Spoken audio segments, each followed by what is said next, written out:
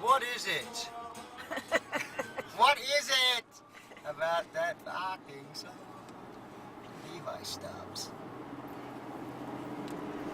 Levi Stubbs. I would have thought it was such a difficult act to find.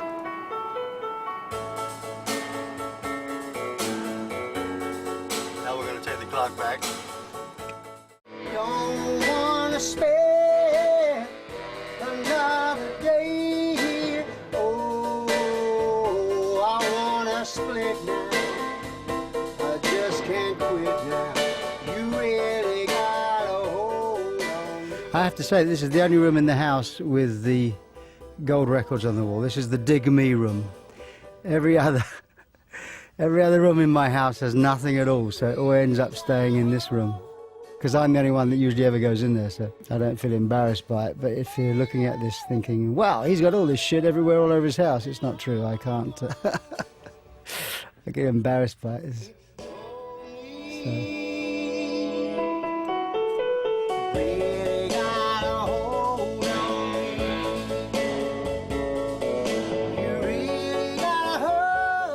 I've changed the key, it sounds like.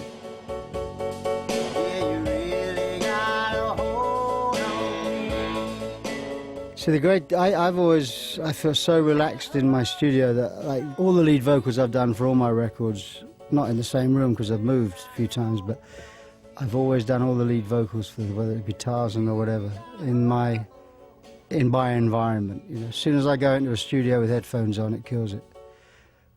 So I've always kept the rough stuff at home. That's weird. No, that's my case.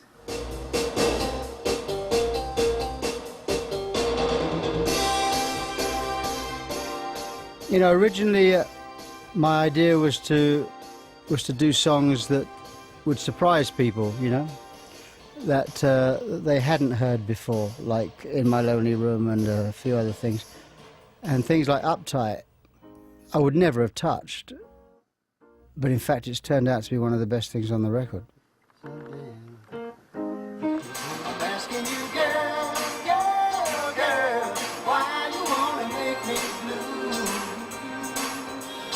One day you say you love me too.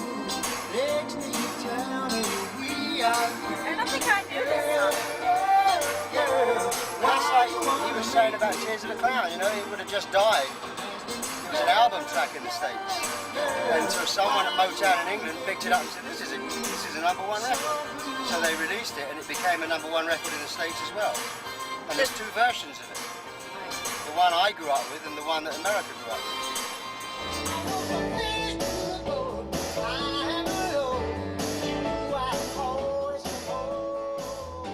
So this was a Four Tops song that was a minor hit in England, and apparently it's one of their favourite songs they did, but it just wasn't a big hit in the States, and then of course came Reach Out, I'll Be There, and everything turned around.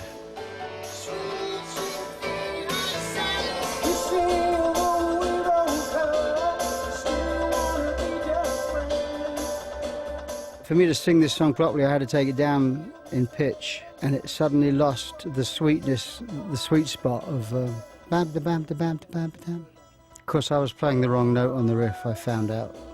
It's so weird, you know, as a drummer, you kind of think you got it, and then guitarist comes in and says, well, of course you're playing the wrong note, you know, and suddenly he plays the right note. And suddenly the sun comes out, you know, but still it was a tricky song.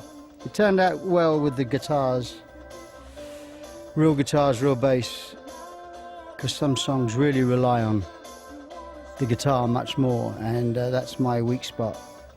You know, I don't play guitar, and guitar samples are very difficult to make sound real. I know these songs backwards as well, but you see I'm holding the lyrics all the time, just in case.